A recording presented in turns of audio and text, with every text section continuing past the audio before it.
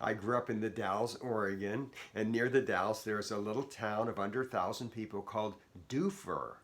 Now, in 1968, Robert Kennedy was running for president, and he came to the Dalles and campaigned there. His brother made the famous statement, it's not what your country can do for you, but what you can do for your country. And Robert Kennedy is reported to have said in the Dalles, it's not what Dufur can do for you, it's what you can do for Dufur.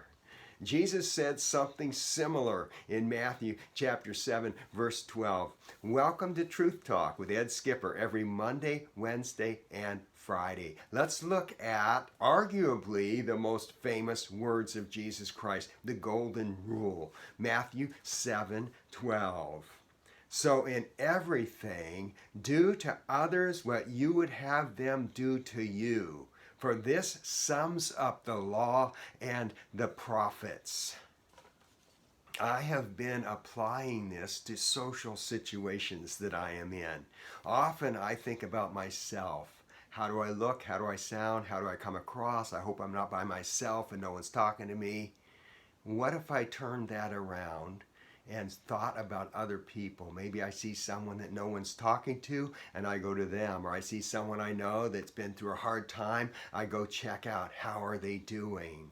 Do to others as you would have them do to you. We have a great example in U.S. history of someone doing this beautifully. Peter Miller, during the Revolutionary War time, was a faithful preacher of the gospel. He had a neighbor who hated him because of the gospel, and he ridiculed his followers and was even violent towards Peter Miller. Well, this neighbor was found guilty of treason and sentenced to death. Peter Miller, when he heard about it, set out on foot to plead his case for his neighbor. And in talking to George Washington, Washington said no, he was not going to pardon his friend. And Peter Miller responded, my friend? He is not my friend, answered Miller. In fact, he is my worst living enemy. What? Washington said, you have walked 60 miles to save the life of your enemy? That, in my judgment, puts the matter in a different light.